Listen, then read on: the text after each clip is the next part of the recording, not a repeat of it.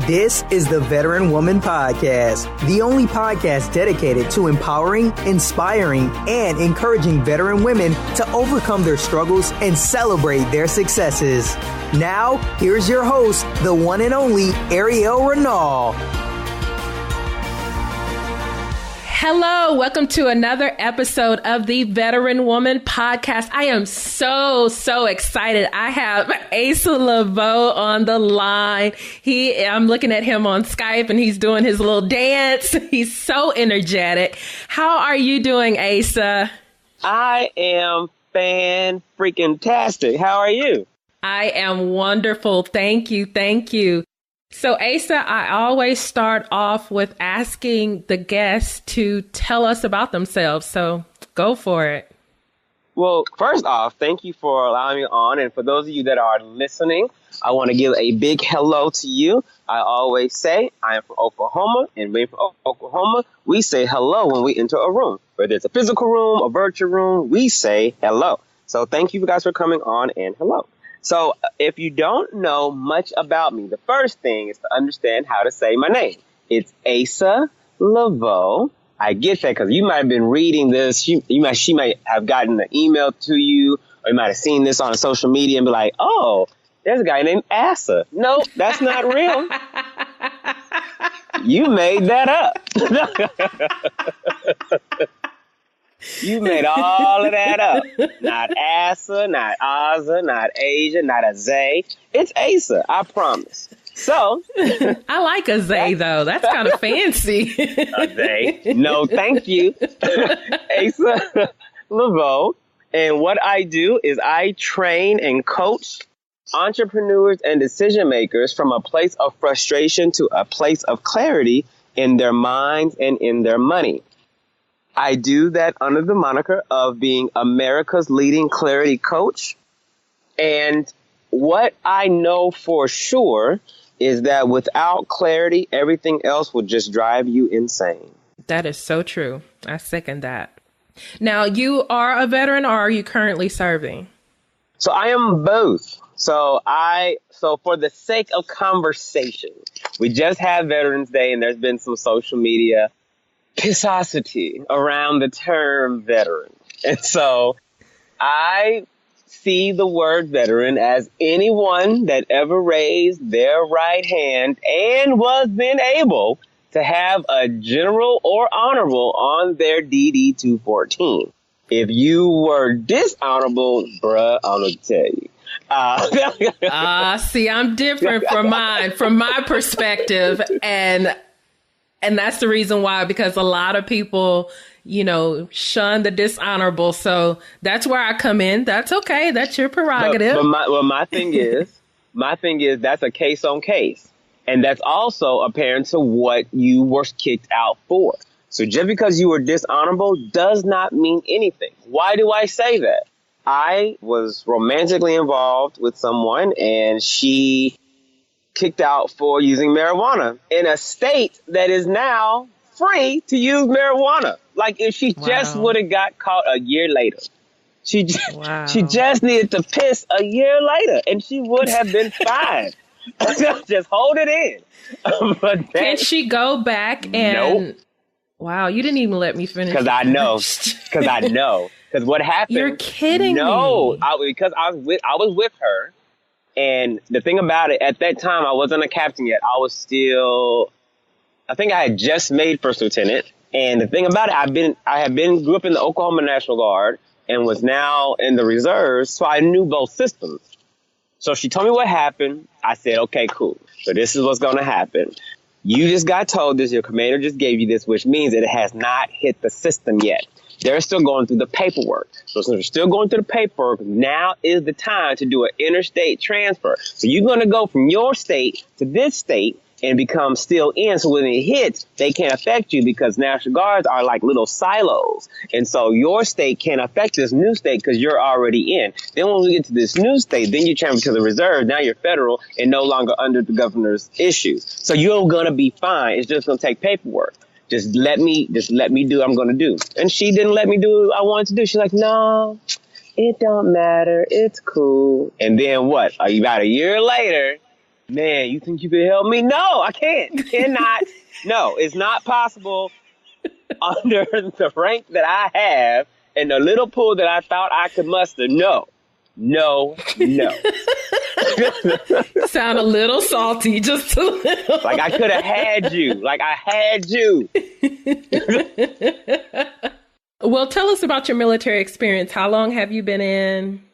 I swore my faith and allegiance on December 6th, 2001. Oh, wow. December 6th, 2001. And so I am getting ready to turn 16 in just a few weeks.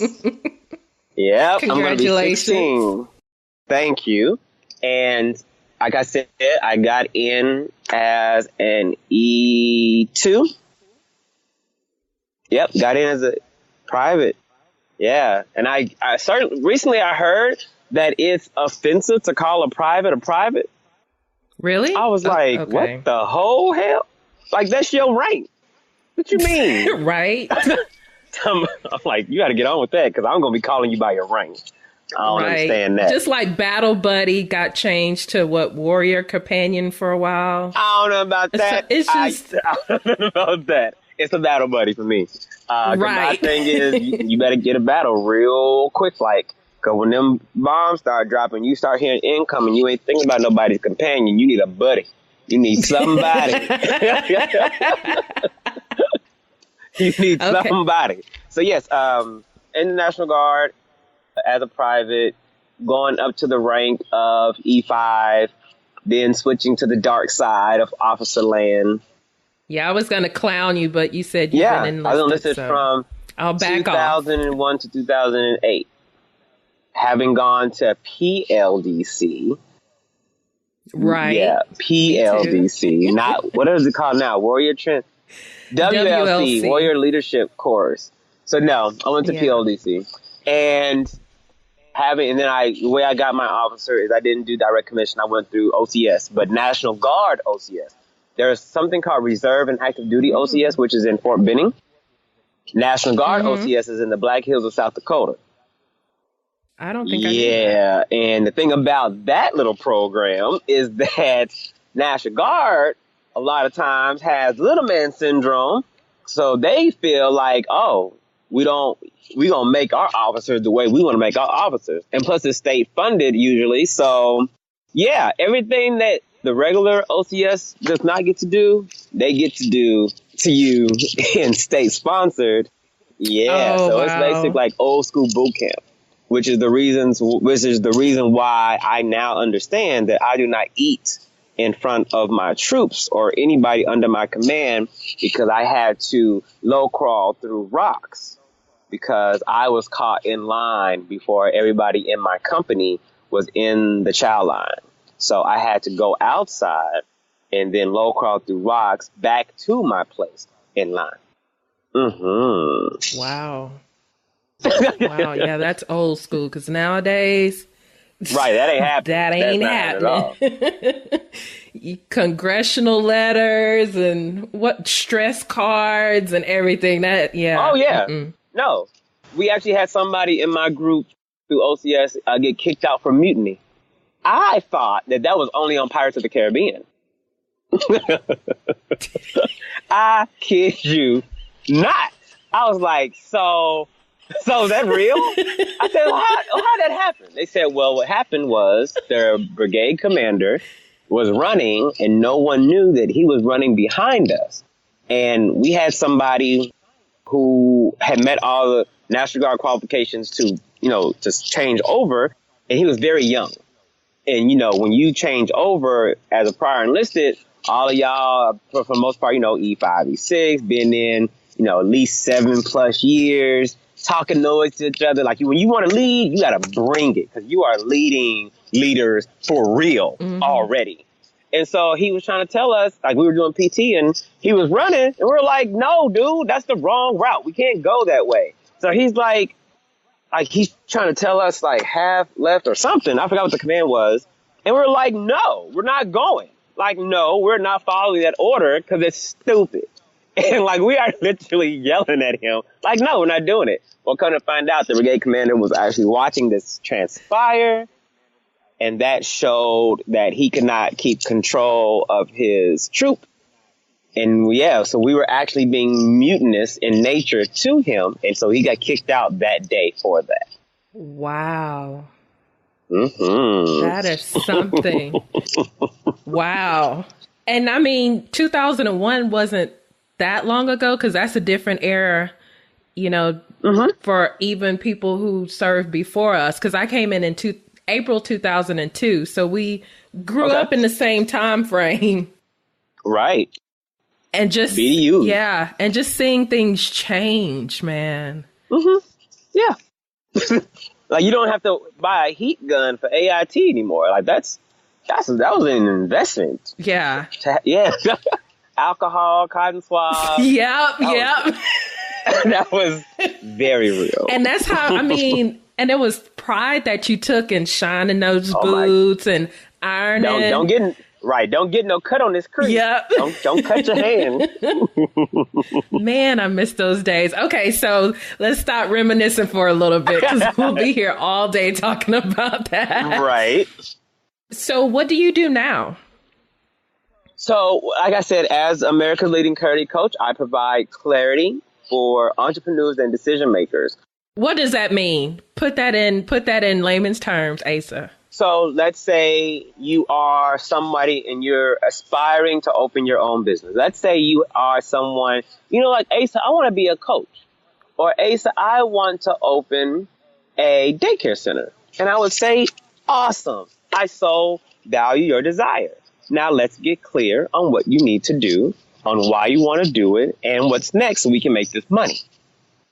Because I'm not all about mindset. Because when we get the mindset, let's get this money. But I also understand that you can have a lot of money and you will lose all that money because your mindset wasn't in a place of clarity. Yeah. So I would do that for an entrepreneur. Now let's talk about a decision maker. So, for instance, one of our clients was T-Mobile. And so we did a training for all the managers in the Oklahoma City metro area for all T-Mobile. And congrats on that. Oh, thank you. And so that looks like having them in a place and being clear on why their teams don't have trust in them. And then once you understand why your team doesn't have trust in you, now let's manage that and get clear about it and change that trajectory for the better. Yeah. So what else do you do? Because you have a lot going on. I see you with books and Genius Cafe, the Academy. You have a school going on. So come on. So I say all of those things just to make sure people get an understanding of how I can serve them. So if you're listening and you desire clarity, I'm your guy. Now, I do offer other developments and trainings for other people in different ways. Another way that I do that is through books. And so if you want clarity in your relationship, there's a book called 365 Erotic Reasons Why I Love You. That's 365 clear ways. And I do make sure they are clear. So if you need that, that's for you. If you desire clarity on why you, as someone of African descent, or you knowing someone of African descent, has not been able to get the job they desire and deserve, or maybe just desire because they don't deserve it yet because they don't know nothing. So that's a real thing. All of us didn't know what we know now. Oh, that's true. So then, right. So there's a book called Why I Won't Hire Black People. No, I am not ashamed in this current climate of writing that book because it's still relevant. Because no one that has read the book has an issue with the book. Only people who judge the book by its cover have an issue, but those same people tend to be the people that are sick of being judged by their covers. But I'll let that alone. Just leave that right there. Let you ponder on that. Right. Exactly. The other book, if you desire clarity and you are of male, right now you identify in any way through birth or through procedures, you identify as being male and you want to get clear about your value, your intrinsic value of what it is to be male, and without having the connotation, without putting value on the connotation of masculinity, because masculinity is in fact a comparison or a judgment rather than a birthright. Just because you have a penis does not mean necessarily you are masculine, because let's just be honest. And we talking about veterans. I met some women drill sergeants that are more masculine than anything I've ever seen in life. Like, who? Like, God. Like, did she just pick up a 249 on the trail and we marching uphill in the sand? And then she grabbed a soldier and grabbed him to the front too? Like, where is she? But that's old school. That's old school. Right. They don't understand. Like, where was she made at? Yeah. So I understand the difference between masculinity and manhood. So if that's you, and you desire clarity with that, the book is I Am Man Enough, 365 Affirmations for Men. And if you are a woman, you identify with being woman and all that means, and you desire clarity, but you're not really sure how to vocalize, like you're more than just a kitchen, and you're more than just somebody's piece to be abused in more ways than one. Like you're more than that, but you don't have the language yet of what that could look like. Then that is where you have I Am Woman Enough, 365 Affirmations for Women. And no, I did not want to write that. I was asked and even told to write that by women. I had no desire to write that because I am void of ovaries. So because of that, I did not want to write that. So, but those are the books that are available now. And so then we have Genius Academy. Genius Academy is these different trainings and development sessions, either one-on-one or group, that is through the training and development agency called Genius Academy. Aren't you missing one? You want to know everything I do? Well, okay. Like so let me lead. Let me lead into it. So you mentioned women or men or those who identify with male or female. Yes. Come on, let's roll into the queer school. Let's talk about that. All right. I've seen that. What is it about? So yes, I founded a nonprofit initiative called Queer School. I had no intention of doing that. What happened was there was a nonprofit organization in California, and they said they were having an issue. The issue that they were having was that they were very well known for being the organization that's all about gay pride. So gay pride events. So a bunch of parties and parades. But they wanted to do more. They wanted to show their community that it's more than just a parade, and that here's how you can actually do some self-development work. And because once you leave the parade, there's a loneliness that comes upon the people, and all of those selfies and all those tight fitted formed costumes and people in glitter and being really jovial have to go to beds where it's cold, and phones that haven't rung with family members in decades because they've been ostracized and abused. And so what could I do with my training and development agency? What could I do? And so I presented them something that I felt had value. They looked at it for months, said that even though they saw the value, their board, which was older in nature, doesn't understand how you can provide a service solely on a virtual platform. Like, they don't understand how that could happen. Oh, yeah, well. Yeah. You don't know what you don't know. Right, you don't know what you don't know. Because for us, we're like, duh. Like, yeah. So I said, I was very pissed. I was in a high level of pissosity when I heard that. But they also said, but we also think that you should go ahead and do it yourself. And I said, why? I wanted to work with you. Why can't I work with you? Like, please, like I was damn near begging. like, I want to work with you, though. Like, you guys have the brand. You guys have the name. You guys have the platform. Why can't I just work with you? And they said, again, they don't get it, but we support you in, you doing this. And so I got to the car because I went to California. Oh, wow. To do an in-person proposal. So as I'm walking, I am beat. But however, because I am a veteran, I'm also resilient. So the moment I got my ass in that car, I was good to go and was thinking of how I could do this myself. And by the time I got to Sunset Boulevard, I had a name, and I named it Queer School. I called somebody within that 30 minutes of leaving that office and said, I have a name. They're like, what are you talking about? So I told them the whole story. I said, yes, Queer School. They said, Asa, that's not respectful. I was going to ask you about that. Yeah. You're right. They said, that's not respectful at all. I said, well, how so? They said, well, people are called that. I said, that's true. I said, do you also know that in the 1920s, during the Harlem Renaissance, there were thinkers in the Black community in Harlem, like Zora Neale Hurston and Langston Hughes and all these other figures, and they actually had a close-knit circle called the Niggerati, literally called the Niggerati. And it was a very close and sacred space where thought could prevail. So I understand what your point is, and I also understand the history of the word.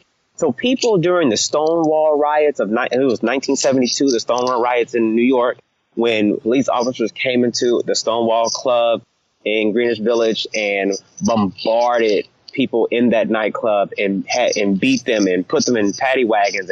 And the next day was the beginning of the gay rights movement on a very large scale. I said, they were called queer. I said, but guess what? People that are 16 and 17 and their idols are people like Jesse Smollett off of Empire, who was a gay man, and people like RuPaul and people like Lady Gaga. They use queer as a badge of honor. So because of that, my demographic, my customer avatar isn't the people who don't even understand virtual training and development, who already have an issue with the term and the platform. I'm going after the people that are understanding. They use queer as that badge of honor. They're using queer as a self-identifier. Flipping the script on the word. Totally. And they relish in the term, rather than feeling ostracized by it. To call somebody queer who's 20 years old in Arkansas is like, you get it. I'm so glad you get what I am. Yes, I'm queer. Awesome. Yes. Instead of somebody 60 saying, here we go again. I'm being vilified and feeling as though I'm on the outer edges of society. Got it. Right.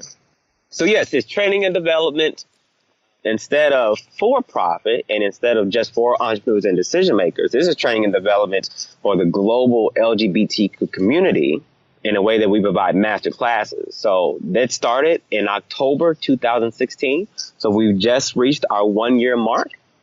And we now, thank you, and we now have over 200 students worldwide. Wow.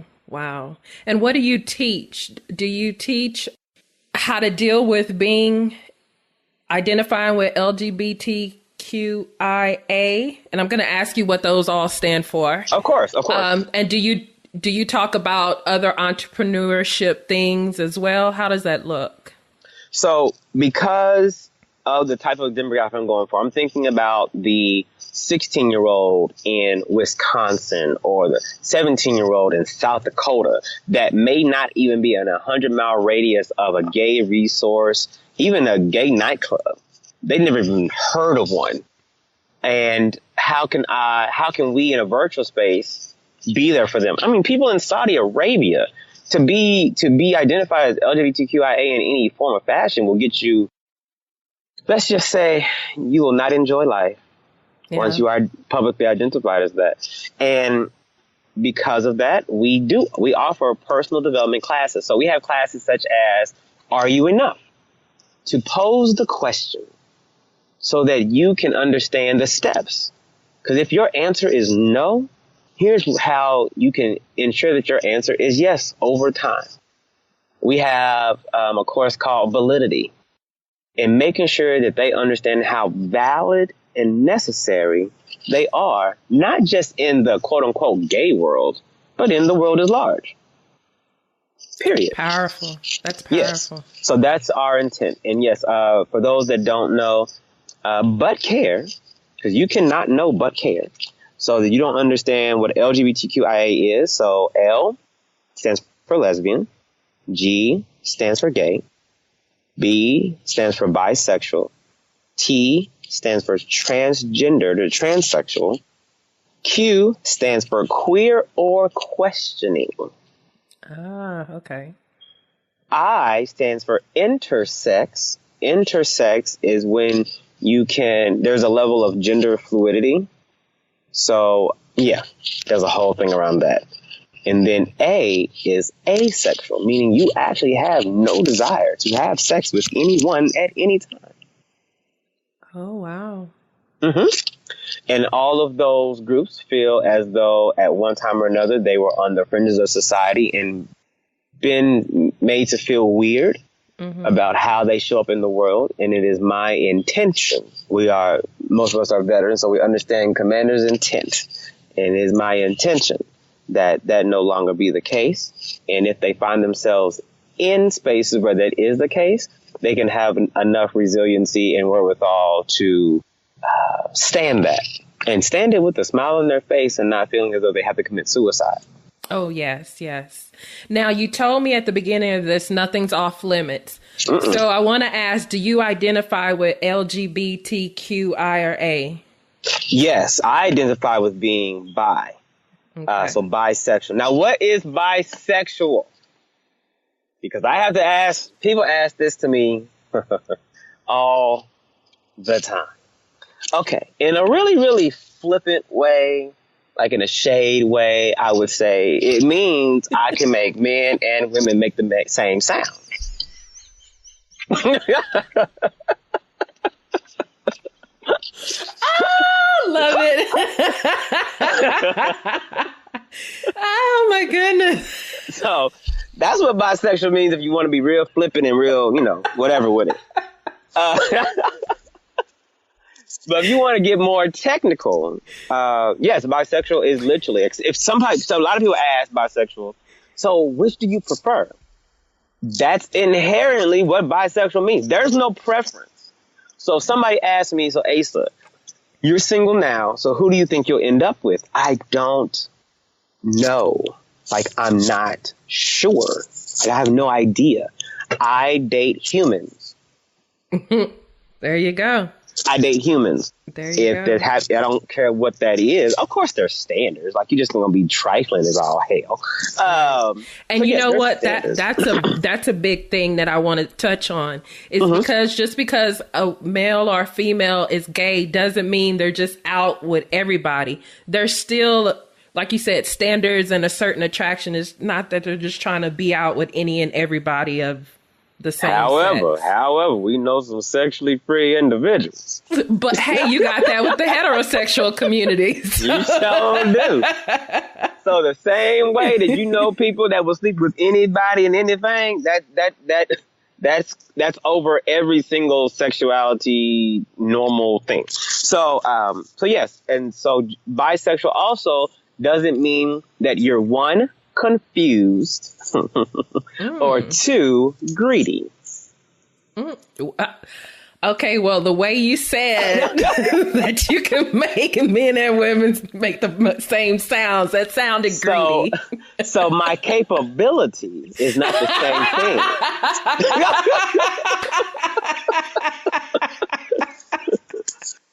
Love it. For those of you all who are veterans and maybe entrepreneurs and you understand government contracts, you know about a capability statement. My capability is different from my current capacity. I have the capacity for one individual. My capabilities are a plethora of things. Love it. So be clear about your capability and your capacity. Good save. But that's a quotable moment. I love that. I love that. So being in the military, and you've been in for a while, so you went through the don't ask, don't tell, and then the appeal. Yes, I did. How long have you identified as bisexual? When did you come out, and how has that looked for you being in the military? I didn't come out till later in life, and that's because I had no idea I was. And that's not a cop-out, that's a reality. When you grow up in a denomination called Church of God in Christ in Oklahoma City, Oklahoma, in the southeast jurisdiction where the presiding bishop is. Yeah. AKA, I call it Black Amish. I often call that upbringing Black Amish because my parents were not allowed to go to prom. My mother was not allowed to wear pants or makeup, and my father was not allowed to wear shorts while he was coaching T-ball. So, yes, Black Amish. And because of that, I, of course, in Black church, we all have effeminate men that attend our churches. A lot of times they are the choir directors. It's just known to be the choir director or somebody in the choir. So, yes, I grew up around that. And, yes, I grew up with little boys who felt that I was going to be their future boyfriend. I just didn't understand that. I did not get it. So I wasn't a little boy who liked other little boys. I just didn't. That possibility had not even entered my brain. Because both my parents were preachers, literally. So it just didn't hit. Even though I knew it happened, I never even tried to assess my own sexuality or my feelings. And so I didn't do that till later because I was married to a woman before. During that time that I was married, had no understanding still of that because I was in it for the long haul. And it wasn't until after that is when I had a lot of attention coming at me. A lot of attention all of a sudden because I was 26 at the time. I got married when I was 20. Wow. I had been with my then wife since I was 16. I didn't know anybody else. Yeah. So I say often I started puberty at 26. Wow. Yes, I started puberty at 26. So a lot of things that people get burnt out around 28, 29, I'm just now experiencing for the very first time. Yeah. So I didn't identify until I was 30. And by this time, I not only come out to my friends, I come out to my little boy. I have a son. Right. And telling your son about that. And I did it when he was 10 years old. And ending that with, I said, I was not going to tell you. He said, well, Daddy, why? I said, well, I asked a few people in my life about telling you at 10 years old. And they said that maybe that's something I need to keep to myself because it possibly make you feel some kind of way about me. Or it would hinder something within you or anything. And he thought for a second. He said, I would be mad at you. Wow. I said, why would you be mad at me? He said, if you didn't tell me something that important, I would be mad at you. I said, but I said I would do it when you're 16 or 17. He said, that's a long time not to know somebody. So I'm very excited that I told my son when I told my son. And not only that, the next week, I told the very last friend, my very best friend, we went to a diner and my son was right next to me when I told my best friend. And so my son got to see me do that to someone else. And that particular friend, who's been my oldest best friend, he said, we were at the diner and he's sitting across from me. After I told him, he said, get up. I said, okay. I got up and he hugged me. Wow. And he said, I'm not going nowhere, right? And my son got to see all of that. That's good. So that's good. I have had experiences that don't equate to the experience of others. So, for instance, being in Afghanistan in 2009, literally having a friend call my phone, because you were in Afghanistan during that, from 2003 till probably recently. The company is called Roshan. And you get your little Roshan card. You got a little Roshan phone with a SIM card. And so I have my little Roshan phone. I get a call in Kandahar. And then she says, I need you to come to me. Everybody knew I had a truck. And so I came to, I forgot what the south side of Kandahar was called, but it was actually called something. I forgot. And so if anybody who went to Kandahar or was in station in Kandahar, I went past the poo pond or the shit pond, and I get to her tent. And I said, "What's going on?" She said, I need your truck to take me to the post office." I said, "Why would you need stuff?" I said, "Your unit's not leaving yet." She said, "I know, but I am." I said, "Well, what happened?" They said, they found that I was gay.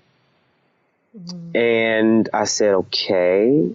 And she said, "Well, don't ask, don't tell, right?" I said, "Well, yeah. So what's the problem?" Well, they found out. So since they found out, they have the grounds and the ability to kick me out for that.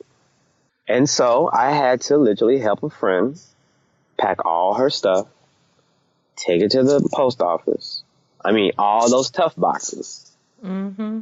Cause remember, most of the time when units redeploy, we have connexes that we get to go back. And so we probably mail off a couple of boxes, not like 7. Yeah. And then we go home. And no, she was out the next morning. Wow. The next morning. So I know what that looks like. I also know what it looks like to be in a male-dominated unit. I was with an infantry brigade when I first started my military career, and hear everything possible about gay people, or like it was. If I had identified then, I don't know if I would have made it. It wasn't the best place. It didn't bring me joy. Just hearing it didn't bring me joy, even though I didn't even self-identify as that. Mm-hmm. So to be a veteran and to identify as in the LGBTQIA umbrella is to be in a wartime situation every day of your life before Don't Ask, Don't Tell got repealed. Interesting analogy, metaphor. Mm-hmm. Now I know it's more open, mm-hmm. but people still feel some kind of way. Mm-hmm. So I don't know if it's better now or better when it was Don't Ask, Don't Tell. I will say that it's tolerated more. What I mean by that, as I was a part of a unit in the last few years in Texas, and an E5 was getting E6. And a lot of people didn't know much about this E5. I didn't even know much about this E5. And so we're all at the promotion ceremony, and it's time for him to make remarks. And he says, I want to thank you guys. I want to thank so-and-so. I want to thank so-and-so. And I would like to thank my boyfriend who drove up from Arizona. So that felt good. That felt weird. But I'm going to tell you, I'm going to be upfront. That felt weird. That was the first time I had ever been a part of anything, quote unquote, official military business where the LGBTQIA agenda was in your face. Because, of course, when Don't Kill got repealed, we all had to do mandatory training. Mm-hmm. Mm-hmm. However, mandatory training is one thing. When you got a male soldier giving public thanks to their male partner in formation, and so it's remarks. So it's not like you get to, military bearing is real. So if you're against it, you're not like boo. And if you're for it, you're not going into thunderous applause. You're just there at parade rest. Like you're just, yeah. So you don't know what to do. At the end of it, his remarks, we all, do the clap, but we don't all know what to say. So, a couple of us looked at each other like, wait, what just happened here? So at the end of it, everybody's saying congratulations. And I walk up to him and I said, so I didn't know. I had no idea. I knew there were a couple of soldiers that were. And I had talked to them before just to make sure. I wanted to make sure if they were okay. Because being a captain at that time, a lot of them, were E4s, E5s. And I'm like, if there's anything that needs to happen, I'm your guy. I was enlisted before, so I got real good sense. I wasn't trained. I wasn't trained on what the book is. I trained on what's actually happening. Because that book can get you in a world of trouble, even though it's still the book. Because then you follow it. Because, I mean, it's like a second lieutenant. Yeah, you can put the sergeant major at parade rest. I mean, at a position of... You can. Yes, the book did say that. And then there's real Army life. And you better run. Right, you better run. Because the sergeant major... like, all his boys or all her girls or all whatever... Like, these are people that were either enlisted with them.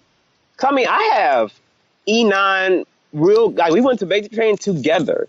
If they call me, I'm going to call in battle. I'm going to call in battle. And I'm going to say, you did what? You did what to who? Yeah. Like, you didn't lost your mind. We be ready to fight. Right. We be ready. And so I say that to say, I went up to him and I was like, let me take you guys, you and your partner, for the lunch. I'll pay for you guys for the promotion lunch. And we were actually joined by other LGBTQ soldiers and people that just didn't really care. And I said it at the table. I said, I have to tell you, you allowed me to identify a new normal today with what you did. I've never experienced anything like that in my life. And ever. you were self-identified by now, right? Self-identified, and it still got you. Yeah, going out to clubs, seeing people. Now, some people be like, Captain Leveaux. Yep, it's me. How you? You good? Hey. Right. I got an Uber. Do you?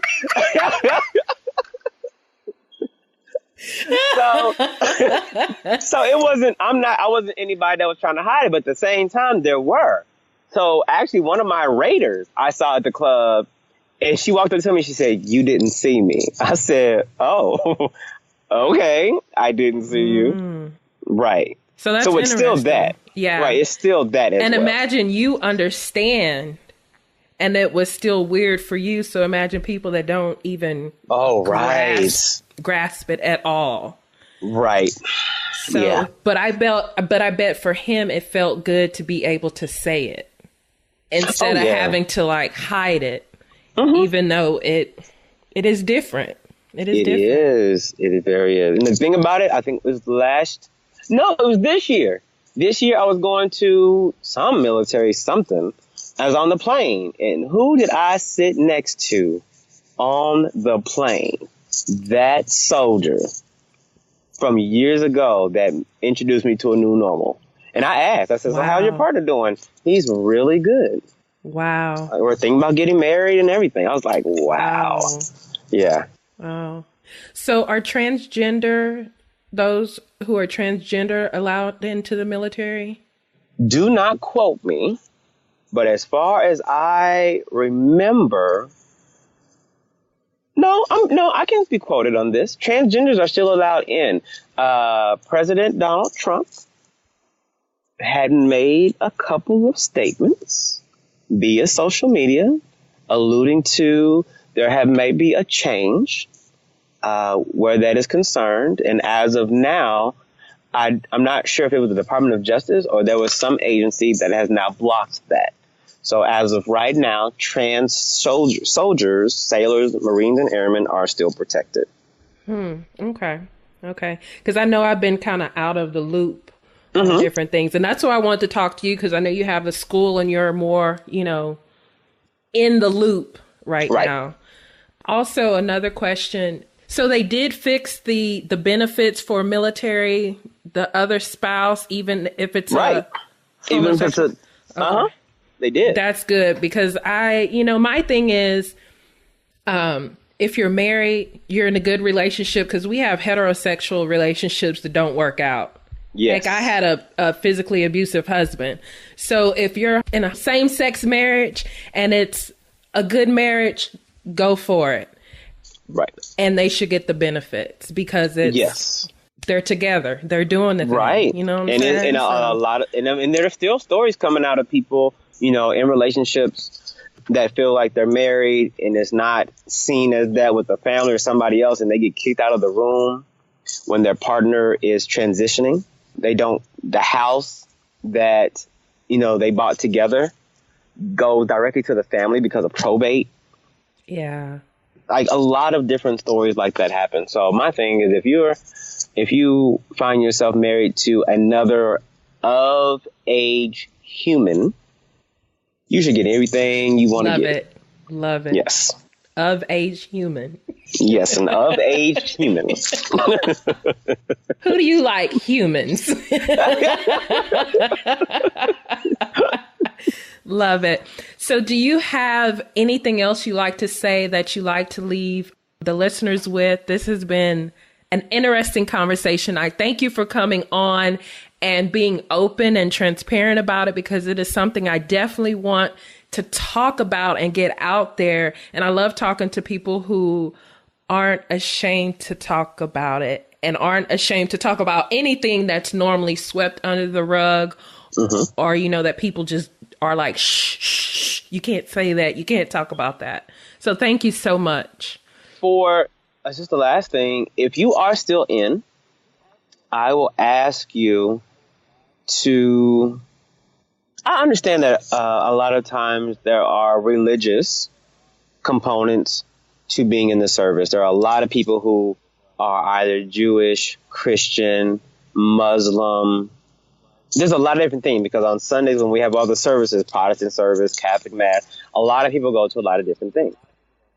And I also understand, being a preacher's kid, that your hermeneutical approach to your sacred text may not include anyone under the LGBTQIA umbrella. What I will ask you to consider is that if this was such a choice, people would not choose to be ostracized by their families. People would not choose to feel as though they are alone to the point that they would want to commit suicide. People do not choose to push away other people that say they love them. So if you are a man that comes out as gay and you've been having a woman or a few women, profess their love for you, and you actually do like them back, and now because you tell your particular truth, you can't even be in communication with them because they may feel hurt, and that's how they process their hurt. And now you've lost friends and potential people. So people aren't readily choosing to be ostracized, and people aren't choosing to feel alone and abandoned. And so when you think about that, if you could just not focus so much on the sexual act, if that is annoying to you, if that is abominable to you, however that's seen, instead of looking at the act, still remember that there is a person who may feel alone.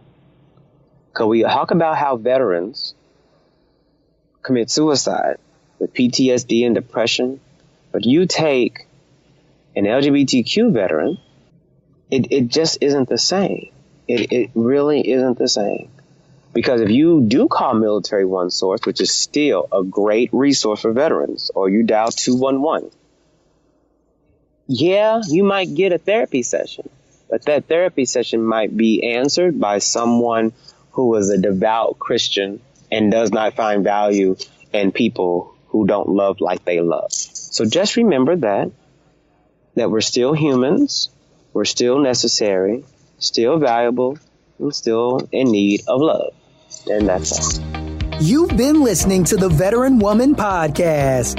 If you want to connect with Ariel and let her know what you thought of today's show, be sure to head over to www.theveteranwoman.com and follow her on Facebook, Instagram, and Twitter @The Veteran Woman.